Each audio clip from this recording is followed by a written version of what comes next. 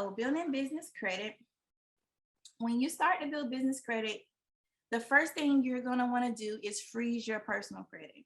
So you freeze your personal credit because you're going to be shopping around with your business, purchasing from vendors in order to get them to produce a score from you. So sometimes these vendors will try to run your personal credit even when they don't need to.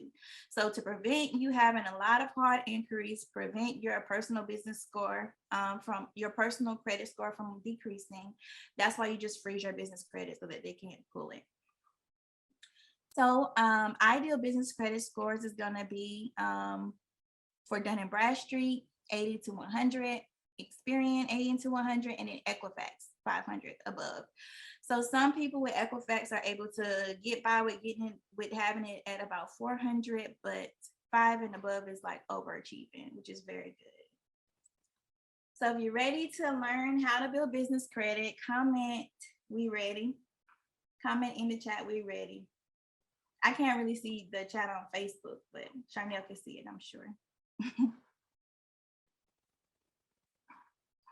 All right, so how to build business credit. Depending on the methods that you're using, business credit can be built in 90 days or less. So I know a lot of people think, oh, it's gonna take me so long. It doesn't take that long at all. Some people I've been able to do it in 60 days, but oftentimes it takes 90 days.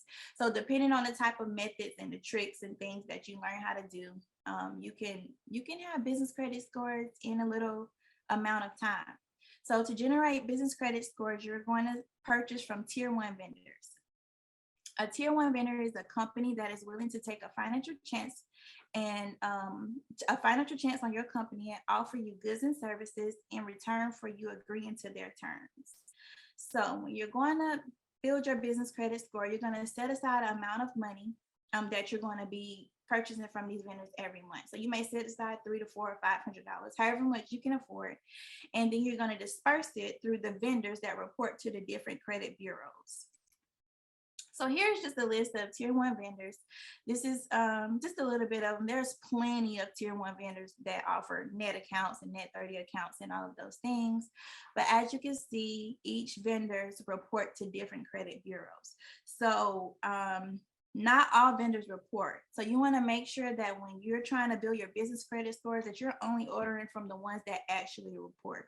And here, so lately, some of the ones that we've been thinking have been reporting all along have stopped reporting. So it's always good to call them and say, hey, I want a net 30 account. Which bureau do you report to and when do you report? So that way you can have it in your notes and you can write down, well, I know Uline reports because I talked to them and they report to Dun & Bradstreet and Experian.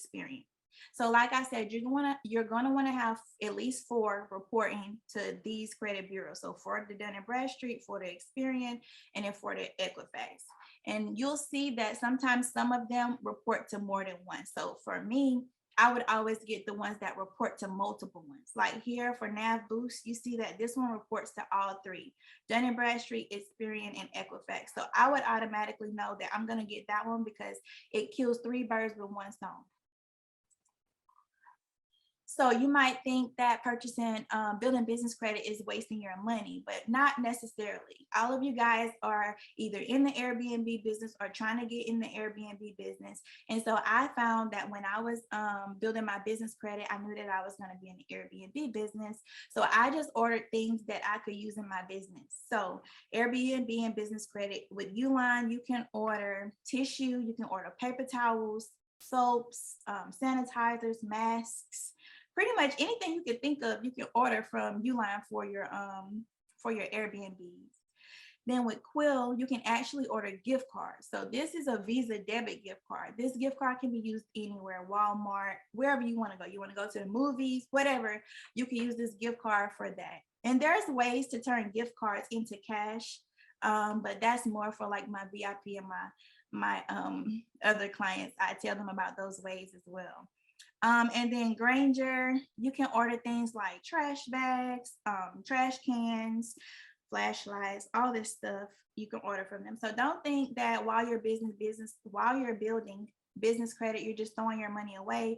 It's ways to tie it into the Airbnb business. I know because I've done it. Okay, so once you have once you're finished with tier One, it should roughly take you about 2 months, 3 months, give or take, depending on your business structure and how long it takes you to get everything going. Then you can start to graduate to tier two and tier three. So this is going to be your gas cards, your store cards like Amazon and your Sam's and your Lowe's and things like that. So you'll be able to use this stuff for your Airbnb business as well. It is possible to get funding without personal guaranteeing for your business, but you would just work through the tiers. So you would do tier one, tier two, tier three, tier four, and tier five. However much you need to do until you get the appropriate score for what they're looking for. But even still, excuse me, even if you have a good business credit score, some companies, larger companies like Chase and American Express, Navy Federal, the ones that's going to give you the loans and the lines of credit, it doesn't matter what your business score is, they're still going to want you to personal guarantee. And I always recommend having a credit score of at least 680 or higher for the very large amounts that you're going to want to choose from.